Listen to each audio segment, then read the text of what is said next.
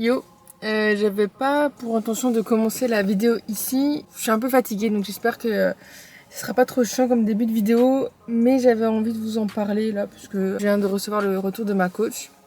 Donc là j'étais à la salle. Je devais faire du coup ma séance lower, donc avec semi squat, machin. Séance que j'avais hâte de faire. Et en fait depuis ce début de semaine, donc on est jeudi actuellement, je pense que j'étais un petit peu malade. Enfin j'avais chopé un petit truc dans l'air quoi qu'il y a en ce moment. Et j'étais genre très fatiguée, mais je me suis quand même entraînée. J'ai pas fait des super séances, mis à part la séance upper hier. Mais en soi, j'avais grave envie de m'entraîner. J'ai pas pris de repos, même si une voix dans ma petite tête me disait il faudrait peut-être que tu te reposes. Bref, j'ai accumulé un peu de fatigue et là je vais pour faire ma séance lower. Donc en soi, j'ai fait une assez bonne nuit. Je me suis juste réveillée, enfin pas fatiguée. C'est vrai que ce matin j'étais un petit peu dans les vapes, mais ça allait encore. Et après je suis allée à la salle parce qu'en fait la salle c'est devenu juste une routine. Je me pose pas trop la question si j'y vais ou pas, juste j'y vais. Et je fais mon premier exercice qui est le kickback, ça va bien. Je commence à aller sur le leg curl et là, je suis éclatée quoi, genre mes yeux ont envie de dormir. Donc, je décide d'attendre Florian dans la voiture, donc c'est pour ça que je suis dans la voiture, parce que lui il fait la séance du coup. Et de là, je reçois juste, en tout cas la notif que j'ai eu le retour de ma coach qui me dit en gros, voilà, t'aurais dû te reposer plus tôt dans la semaine quoi. Mais bon, comme ça fait quelques semaines qu'on n'a pas fait de deload, on fait un deload du coup là, et comme ça je pourrais reprendre bien, mais là j'en ai vraiment besoin, même si j'ai grave envie de m'entraîner en fait, ça me saoule, mais en fait là j'ai trop besoin de repos. Donc bref, j'espère que ce début de vidéo il est pas plombant. Mais du coup, dans mon retour, j'ai eu quelques petites nouvelles qui sont plutôt cool. Donc vous savez, je veux concourir l'année prochaine. Donc on est en train de voir, ça fait en gros à peu près, grosso merdo un peu, près 6 mois que je suis dans une phase de push calorique, on va dire, si je compte la reverse et tout qu'on a eu. Donc à peu près 6 mois, on va dire que j'augmente mes calories, donc avec ma coach. Donc on a réfléchi et le but là, c'est de faire une mini cut d'ici quelques semaines. Comme ça fera quand même 7-8 mois que je serai en phase de push calorique pour repartir ensuite sur la PDM et voir sur la date en fait de la prep, ce qui dépendra en fait des premières compétitions l'année prochaine, du coup si elles sont plutôt début d'année ou plutôt fin d'année. Ça on doit se mettre d'accord pour voir du coup quand commence la prep. Et ça me fait tellement bizarre parce que j'ai pris cette décision il y a 2 semaines. Et là, c'est genre déjà là. Ice, Jesus Christ, sneakers, nice, Chucks, Nike, IG, likes, swag, vibes, saucy, yikes. I'm too jollof for your rice. Them boy, them deada. Boom, bye bye, man, shut up. How you want push car on my face, way into the ground like Tony Montana.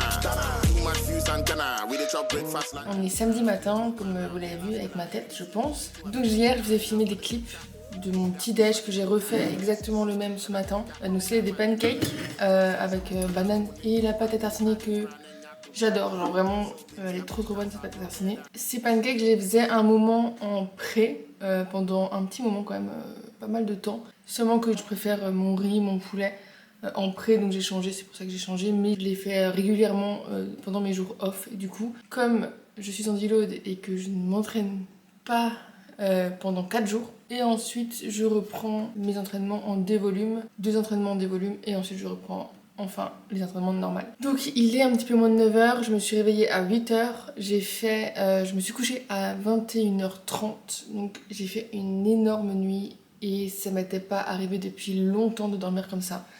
Donc trop contente, j'ai bien récupéré, ça me fait du bien parce que j'étais vraiment très fatiguée ces derniers jours. Donc ça va bien aussi avec le deload du coup qu'on a mis en place avec ma coach. Comme il n'y aura pas d'entraînement, du coup jusqu'à que cette vidéo sorte, donc mardi, je me suis dit que j'avais quand même envie de rendre cette vidéo intéressante. Parce que j'avais l'impression que ça allait être un petit peu nul la vidéo quoi. Et donc je me suis dit que j'allais mettre une FAQ sur Instagram. Donc je sais pas si tout le monde qui me suit sur YouTube me suit aussi sur Instagram.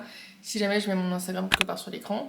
Mais en tout cas j'ai mis une FAQ là-bas pour vous demander si vous avez des questions par rapport au deload. Donc j'ai eu quelques questions et je vais y répondre pendant la journée. Mais là, d'abord, je vais m'habiller et aller faire quelques pas parce que je déteste avoir énormément de pas à faire le soir et comme là je vais pas m'entraîner tout ça, si je fais pas des pas directement début de journée, ça va être compliqué.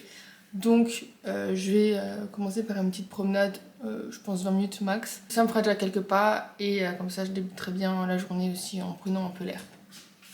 Voilà.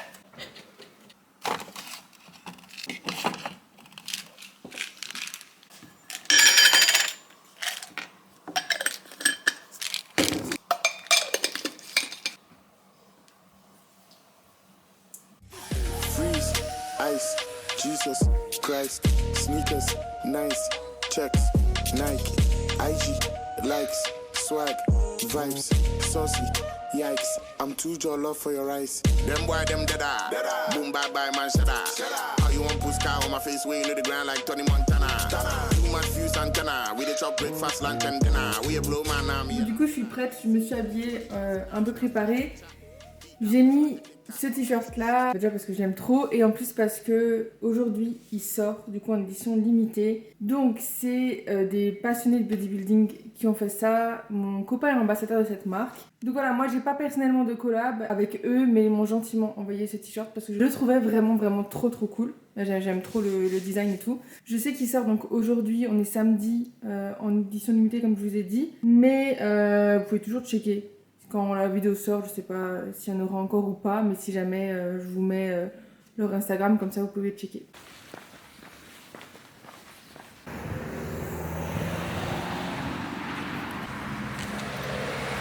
Je vais répondre à vos questions concernant le deload. Donc j'ai fait un screen sur le portable pour pouvoir l'avoir directement sous les yeux. Première question c'était: pourras-tu nous donner un exemple de tes charges normales vs en deload? Il faut savoir qu'en deload, je ne baisse pas mes charges. Donc il y a différentes façons de faire un deload. Deload, des volumes, ça dépend aussi des appellations, mais moi j'ai différencie, mais en soi ça veut dire à peu près la même chose. Il y a différentes façons de faire, soit on fait un arrêt complet et on reprend, soit on fait un arrêt complet, on reprend donc en dévolume, soit on fait une rotation complète en dévolume, ça dépend. Il y a différentes façons de le faire. En ce qui me concerne, donc quand je vais reprendre en dévolume, je ne vais pas toucher à mes charges. Par contre, je ne vais pas faire mes top sets, je vais faire que mes back-off. Donc je vais enlever une série et faire que mes back-off, donc forcément la charge va diminuer. Mais en soi, je ne prends pas une nouvelle charge par rapport aux semaines précédentes. Je vais simplement prendre celle la moins grande. Deuxième question, quels sont les symptômes qui prouvent que l'on a besoin d'un deload? Alors, ça peut être déjà plusieurs symptômes. Donc les symptômes qui prouvent qu'on a besoin d'un deload, ça va être une fatigue. Donc soit une fatigue nerveuse, c'est-à-dire que tu n'arrives plus à faire tes perfs que tu faisais déjà les semaines précédentes.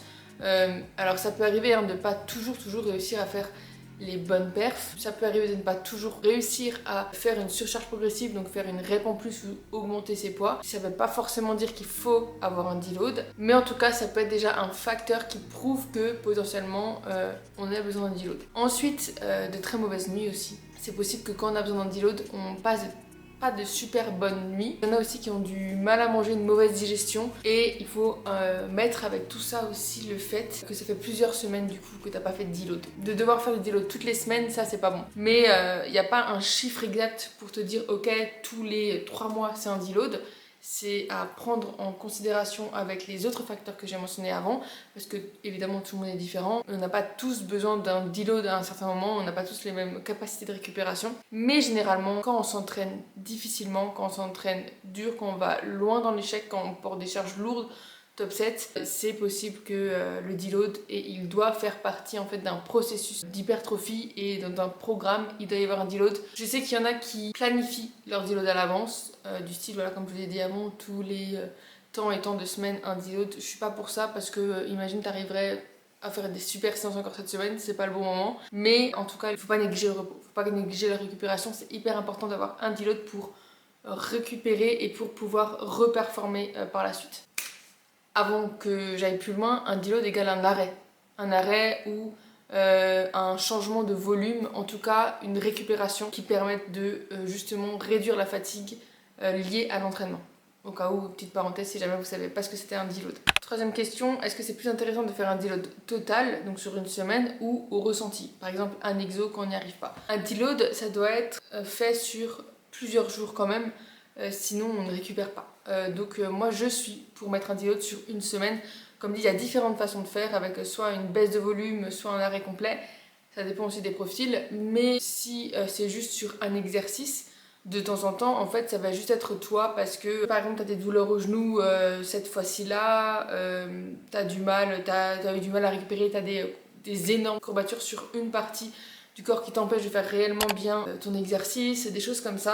Donc là, c'est très important de savoir s'auto-réguler en musculation, de savoir quand il faut y aller un petit peu plus léger par exemple. Ça se ressent sur l'échauffement. Une fatigue nerveuse, vraiment il y a plusieurs facteurs qui rentrent en compte, c'est pas juste un exercice, c'est vraiment dans la globalité. Donc aussi que tu as fait plusieurs séances de pas ouf toi, pour prendre un deload et pas juste un exercice sur toute ta semaine et que le reste t'as hyper bien parfait ou tu te sens vraiment bien partout. Là c'est pas un deload, genre juste de réduire un peu un exercice, c'est pas un deload. Pour moi un deload c'est vraiment une full récupération pour pouvoir repartir par la suite beaucoup mieux et beaucoup plus reposé. Ensuite, est-ce que si on adapte son volume, ça pose quand même un problème de toujours aller à 0 RIR? Alors, oui. Pour moi, oui, parce que tu vas pas bien te reposer. Donc, tu vas quand même aller à l'échec musculaire. Donc, oui, tu peux enlever un peu de volume. Moi, je suis pas pour juste enlever de volume et quand même aller à l'échec. Quand soit je dis de faire un deload à mes élèves ou quand j'en fais un moi-même, je ne veux pas à l'échec. Je me laisse 2-3 RIR. 2-3 RIR, faut savoir que c'est quand même loin dans une série. 2-3 RIR, c'est quand même une grosse série et je pense déjà plus loin que la majorité des personnes qui font de la musculation en salle de sport. Mais je vais pas aller jusqu'au bout, je vais pas aller jusqu'à que je ne puisse plus pousser la charge. Ça, je ne vais pas. Je m'arrête un peu avant justement pour récupérer nerveusement parce que le 0 RIR tout le temps est très fatigant nerveusement. L'intensité est absolument primordiale pour progresser en musculation, mais forcément ça a une répercussion aussi sur la récupération. C'est pour ça que les deloads font partie du coup du programme en entier, mais quand c'est deload, c'est deload. Et c'est pas ah ouais non en fait je me sens bien, j'ai envie de pousser ou la salle me manque. Si tu fais de la musculation, si tu fais du bodybuilding, si ton objectif c'est d'arriver à ton goal final, alors tu dois être capable d'accepter les périodes d'arrêt comme évidemment donner à fond quand il faut donner à fond. Pour moi, un réel bodybuilder, homme comme femme, c'est quelqu'un qui arrive à mettre de côté ses réelles envies, de toujours vouloir aller à la salle ou d'avoir peur de trop manger ou alors d'avoir peur de ne pas assez manger ou des choses comme ça, tu vois, de ne pas arriver à faire tous ses pas ou de se donner des excuses. C'est quelqu'un qui ne se donne pas d'excuses. Et c'est pour ça que je trouve que c'est un sport incroyable et que je suis absolument fan des bodybuilders en général parce qu'ils ont un mental qui surpasse tout ça. Comment tu adaptes ta diète en deload? Alors, ma diète en deload, je prends tout simplement mes jours off. Ça dépend si tu as des jours off et des jours on qui sont différenciés, alors réfère-toi aux jours off si tu t'entraînes pas. Moi, comme je arrêt complet, je me réfère à mes jours off. Mais quand je vais me réentraîner en dévolume, je vais me référer à mes jours on. Comme je l'ai dit précédemment, le deload fait partie du programme, donc tes calories sont à respecter aussi et tes macros sont respectés aussi lors du deload. Je ne baisse pas, par contre je fais mes pas, je ne fais pas mon cardio. En fait, tout ce qui est à côté, tout ce qui est en plus, tout ce qui peut me fatiguer, qui est lié à l'entraînement, donc entraînement et cardio je ne fais pas. Mais mes pas par contre ça je respecte, donc j'ai 10 000 pas à faire moi par jour, je respecte mes 10 000 pas à faire par jour. Voilà, j'ai eu d'autres questions qui n'étaient pas en rapport avec le deload spécifiquement, donc je ne vais pas y répondre ici, c'est parce que je veux que la vidéo elle reste quand même par rapport à ça. Je sais pas si je vous retrouve juste après. En fait j'ai trop de trucs à vous dire. J'espère que ça va pas être trop chiant cette vidéo parce que je vais faire que parler. Mais je suis en train de faire une story sur Insta en expliquant un peu les trucs que je vais vous expliquer juste maintenant. Bref, je suis encore un peu fatiguée. Et je dis n'importe quoi, c'est horrible. Je vous ai pas dit, mais j'en ai profité pour prendre rendez-vous chez mon médecin pour essayer d'avoir une prise de sang complète. Parce que c'est vrai que donc là, je suis très fatiguée parce que y a le deload et tout. Ça fait longtemps que j'ai pas eu ce repos-là. Donc c'est ça aussi qui rentre en compte. Mais il y a aussi le fait que je ressens quand même une très grosse fatigue dès que j'approche mes règles. Et j'aimerais améliorer ça, ça fait déjà longtemps que j'aurais dû prendre un rendez-vous chez le médecin pour ça. Mais j'aimerais essayer d'améliorer ça et de me complémenter en conséquence parce que voilà, comme je l'ai expliqué sur Insta, oui je me complémente, je prends des compléments et c'est des compléments qui me manquent dans la plupart des cas quand on fait du sport et quand avec l'alimentation d'aujourd'hui tout ça, voilà, il manque pas mal de micronutrition. Donc ça je prends, mais je veux pas me complémenter sur des choses qui ont un risque potentiel si on en prend trop. Par exemple le fer, qui peut être toxique. Même si quand on est une femme on en manque à coup sûr.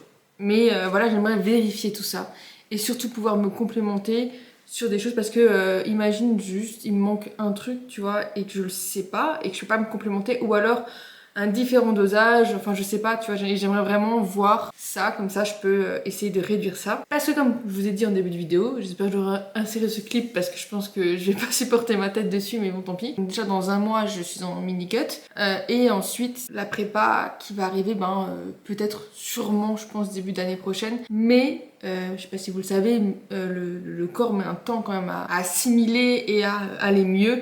Donc, de prendre directement des compléments, ça va pas améliorer du jour au lendemain l'état. Donc j'aurais quand même laissé du temps au corps pour qu'il s'habitue et qu'il assimile bien tout, pour vivre aussi au mieux ces périodes-là et être en bonne santé tout simplement, et ne pas aller en prépa alors que j'ai déjà une fatigue énorme et que je sais qu'un déficit comme ça va forcément aussi accentuer la fatigue et va pas être forcément très très bon pour ça. Donc voilà, j'ai pris un rendez-vous, j'ai rendez-vous mercredi. Je sais que c'est un peu compliqué en France d'avoir des prises de sang complètes, donc je vais voir. Simplement, je sais pas, je vais essayer d'en avoir, et si jamais, je payerai de ma poche, tant pis. Mais j'ai envie de faire une prise de sang complète, sûre, parce que voilà, je veux pas me laisser... Enfin, je veux pas que ça empire avec la prépa. Voilà, c'était juste un petit truc en plus que je voulais vous dire. Bon, on est dimanche, je suis en plein montage de cette vidéo et je me rends compte qu'il n'y a pas de fin. Donc c'est ce que je vais faire ici, je vais la finir. Parce que je pense qu'elle est suffisamment longue et peut-être que j'en ai marre d'entendre parler. Je parle énormément dans cette vidéo, mais il n'y avait pas énormément d'entraînement. Je me suis pas du tout entraînée, il n'y avait pas du tout d'entraînement. Donc j'espère que ça vous a quand même plu, que vous avez peut-être appris des petites choses quand même, ou au moins qu'elle vous a diverti. En tout cas, si ça vous a plu, pensez à liker, commenter, partager. Ça soutient énormément la chaîne, hyper heureuse de voir que mes vidéos vous plaisent et je vous souhaite une très très bonne nouvelle semaine et nous on se retrouve pour la semaine prochaine. Ciao.